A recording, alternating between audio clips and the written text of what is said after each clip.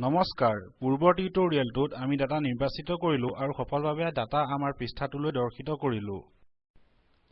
আহক আমি ইয়াত এই পৃষ্ঠাটোলৈ ঘূৰি যাওঁ আমি চাব পাৰোঁ যে সকলো ঠিকে কাম কৰি আছে ইয়াত আমাৰ সকলো ডাটা আছে আমি শিকিবলগীয়া পাছৰ বস্তুটো হৈছে কেনেকৈ কোনো ঠাইত নিৰ্ধাৰণ কৰিব পাৰি যাতে উপভোক্তাসকলে নিজে ডাটা ভৰ্তি আৰু নিৰ্ধাৰিত কৰিব পাৰে এইটো কৰিবলৈ মই মোৰ পৃষ্ঠাটোত কানেক্ট ইনক্লুডৰ বাহিৰে সকলো কোড নাইকিয়া কৰিম যদি মই মোৰ ডাটাবেছলৈ সংযোগ নকৰো ই কাম নকৰিব তাত বহুতো নিষ্কাশিত আৰু কিছু অন্য বস্তু পোৱা যাব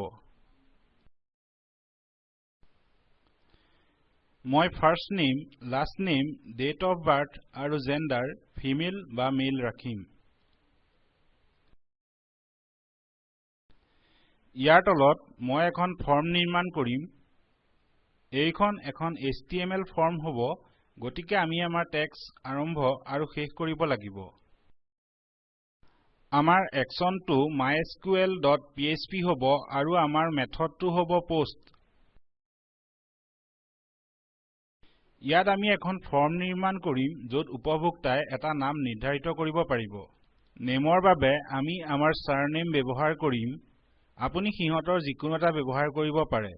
উদাহৰণস্বৰূপে আপোনাৰ জন্মৰ তাৰিখ বা জেন্ডাৰ বিচাৰিবলৈ এইটো আপোনাৰ পছন্দ আপুনি আনকি বিচাৰিবলৈ টু ফিল্ডছ ব্যৱহাৰ কৰিব পাৰে এতিয়া মই আপোনাক কেনেকৈ টু ফিল্ডছ ব্যৱহাৰ কৰা হয় দেখুৱাম যাতে আপুনি জানে যে ই অধিক জটিল নহয় কিন্তু সহজ ইয়াত মই ফাৰ্ষ্ট নেম লিখিম আৰু মই টেক্সট টাইপৰ এটা ইনপুট বক্স নিৰ্মাণ কৰিম আৰু ইয়াৰ নেমটো হ'ব ফাৰ্ষ্ট নেম আমি ইয়াত এটা ব্ৰেক নিৰ্মাণ কৰিম আৰু লাষ্ট নেম লিখিম পাছত আমি আগৰ শাৰীটো কপি কৰি আৰু ইয়াত পেষ্ট কৰি আন এটা ইনপুট বক্স নিৰ্মাণ কৰিম গতিকে এই শাৰীটো একেবাৰে একে কিন্তু ফাৰ্ষ্ট নেমৰ পৰিৱৰ্তে আমি লাষ্ট নেম লিখো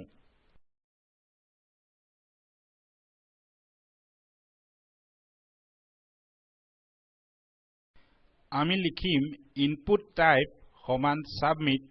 আৰু তাৰ মানটো গেট ডাটা হ'ব গতিকে আমি ফাৰ্ষ্ট নেম আৰু লাষ্ট নেম আৰু সাবমিট বুটামটো লৈছো যদি মই ইয়াক ৰিফ্ৰেছ কৰো আমি চাব পাৰো ফাৰ্ষ্ট নেম আৰু লাষ্ট নেম দৰ্শিত হৈছে মই ইয়াক এতিয়াৰ বাবে নাইকিয়া কৰিম আৰু ইয়াক কৰিবলৈ মই পৰীক্ষা কৰিম যে সাবমিট বুটামটো টিপা হৈছে নেকি এটো কৰিবলৈ মই প্ৰথমে সাবমিট বুটামটো সাবমিট হিচাপে নাম দিম তাৰ পাছত মই এটা if statement লিখিম if $_post submit যদি সাবমিট বুটামটো টিপা হৈছে ব্লকটো আৰম্ভ কৰক এইটো হৈছে কাৰ্যকৰী হ'ব লগা কোডৰ ব্লক আৰু আমি য'ত এইটো শেষ হোৱাটো বিচাৰো তাত আমাৰ ব্লকটো শেষ কৰিম এইটো ইয়াত এই মাজু বন্ধনীৰ পাছত কাৰণ সেইটো ইয়াত আমাৰ while statementৰ এটা অংশ ইয়াৰ বাবে আমাক প্ৰকৃততে while statement নালাগে কিন্তু মই ইয়াৰ নিমিত্তে এতিয়াও ইয়াক ৰাখিম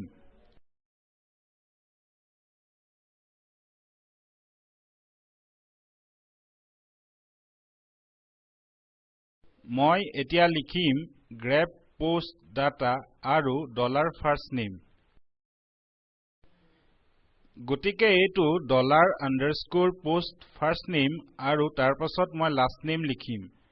মই first name কপি কৰিম আৰু ইয়াত পেষ্ট কৰিম আৰু ইয়াক last nameলৈ সলাম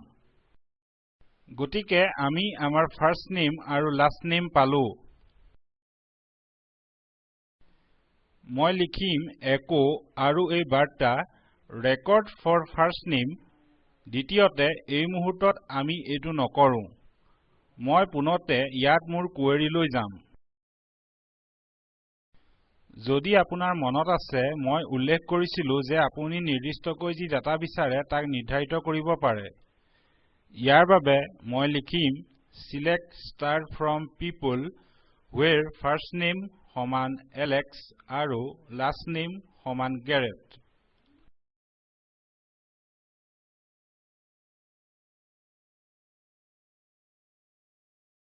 মই ইয়াক এই কোৱেৰি অংশটোৰ ভিতৰত দৰ্শোৱা নাই য'ত আমি নিৰ্বাচিত কৰিছো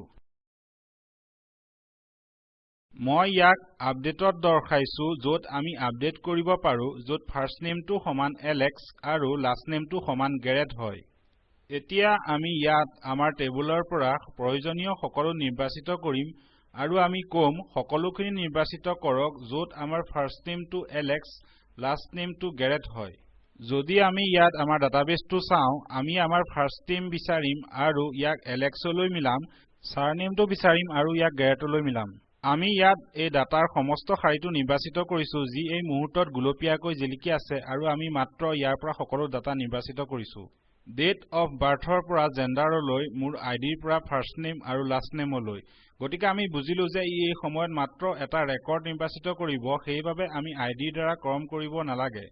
কিন্তু মই ইয়াক যিকোনো প্ৰকাৰে তেনেদৰে ৰাখিম যিহেতু তাত মাত্ৰ এটা ৰেকৰ্ড আছে ক্ৰম কৰাটো এটা উদ্দেশ্য নহয় গতিকে আমি তাক তেনেদৰে এৰিব পাৰো ঠিক আছে গতিকে আমি আমাৰ লুপ চলাইছো আমি ইয়াত ডাটাৰ প্ৰত্যেক অংশক নিৰ্বাচিত কৰিছো আৰু আমি মেলক মেললৈ আৰু ফিমেলক ফিমেললৈ সলাইছো একো হৈ ওলোৱা ডাটা এই কোৱেৰিৰ ওপৰত নিৰ্ভৰ কৰে কাৰণ এই ডাটাৰ ওপৰত নিৰ্ভৰ কৰা কোৱেৰিটো মোৰ ফাৰ্ষ্ট আৰু সাৰনেমলৈ নিৰ্দিষ্ট তাৰ পাছত আমি ইয়াত ফাৰ্ষ্ট নেম আৰু লাষ্ট নেম একো কৰিম যিটো পোৱা গৈছে যি মোৰ ফাৰ্ষ্ট আৰু লাষ্ট নেম হয় কিন্তু ইয়াত এলেক্সক ফাৰ্ষ্ট নেমলৈ সলনি কৰি যিটো ইয়াত আছে এতিয়া সেইটো এটা পুনৰাবৃত্তি ইয়াত এইটো এটা দ্বৈত ভেৰিয়েবল আমাৰ ফাৰ্ষ্ট নেমটো আছে আৰু গতিকে ইয়াত মই ইয়াক নাম দিম ফাৰ্ষ্ট নেম আন্ডাৰস্কোৰ ফৰ্ম আৰু লাষ্ট নেম আন্ডাৰস্কোৰ ফৰ্ম আমি নিৰ্বাচিত কৰিম য'ত ফাৰ্ষ্ট নেমটো ইয়াৰ সমানভাৱে পোষ্ট হৈছে আৰু লাষ্ট নেমটো যি আমি লাষ্ট নেম ফৰ্মৰ সমানকৈ পোষ্ট কৰিছো গতিকে এইটোৱেই হৈছে ডাটা যি আমাৰ ফৰ্মৰ পৰা আহিছে গতিকে যদি মই মোৰ HTML ফৰ্মত এলেক্স গেৰেট লিখো আৰু ইয়াক জমা কৰো তেন্তে এইটো এলেক্সৰ আৰু এইটো গেৰেটৰ সমান হ'ব আমাৰ কোৱেৰিয়ে মাত্ৰ এটা ফলাফল ঘূৰাই দিব কাৰণ এই মুহূৰ্তত এলেক্স গেৰেট নামৰ মাত্ৰ এজন লোক আছে গতিকে ই এলেক্স গেৰেটৰ বাবে সকলো ডাটা লব আৰু ফিমেল বা মেলৰ বাবে পৰীক্ষা কৰিব আৰু তাৰ পাছত এই নিৰ্দিষ্ট বাৰ্তাটো একো কৰিব গতিকে যদি মই ইয়ালৈ আহো আৰু ৰিফ্ৰেছ কৰো এই মুহূৰ্তত একো নাইকিয়া কাৰণ ইয়াত এই ফৰ্ম ভেৰিয়েবলবোৰত কোনো ডাটা নিৰ্ধাৰিত কৰা হোৱা নাই আহক মই আপোনাক দেখুৱাও এইবোৰ খালী গতিকে আমি পিপুলৰ পৰা ষ্টাৰ সিলেক্ট কৰিছো এই চৰ্তত where নেমটো কাৰো সমান নহয় আৰু লাষ্ট নেমটো কাৰো সমান নহয় এই মুহূৰ্তত হি কোনো ডাটা ঘূৰাই দিয়া নাই কাৰণ আমি আমাৰ ফাৰ্ষ্ট নেম আৰু লাষ্ট নেমত যি পাইছিলো সেয়া প্ৰকৃত লোকৰ নাম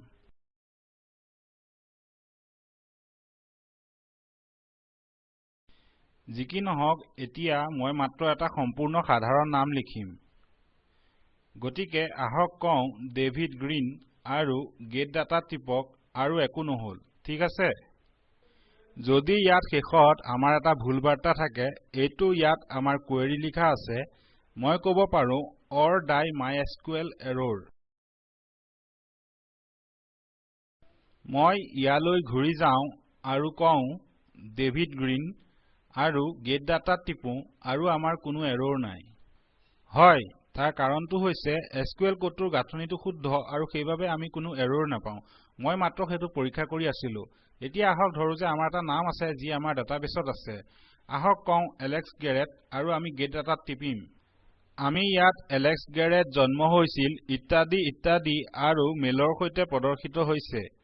আহক লিখো ডেল গেৰেট আৰু গেট ডাটা টিপো আৰু আমি ডাটাবেছৰ পৰা সেই তথ্য পাওঁ গতিকে আপুনি চাব পাৰে যে আমাৰ ডাটাত ফৰ্মছ অন্তৰ্ভুক্ত কৰিবলৈ এটো অতি দৰকাৰী মই ইয়াত ৰোম আৰু পাছৰ অংশটোলৈ যাম য'ত মই এই পদ্ধতিটো ব্যৱহাৰ কৰি কেনেকৈ ৰেকৰ্ডছ আপডেট কৰা হয় কম আপোনালোকৰ বহুতে এতিয়া সেইটো নিজে কৰিব পাৰিব কিন্তু মই আপোনাক যিকোনো প্ৰকাৰে অন্য কিছু প্ৰয়োজনীয় বস্তুৰ সৈতে লৈ যাম ঠিক আছে সোনকালে দেখা হ'ম মই মৌচুম হাজৰিকাই স্পোকেন টিউটৰিয়েল প্ৰকল্পৰ বাবে অনুবাদ কৰিছো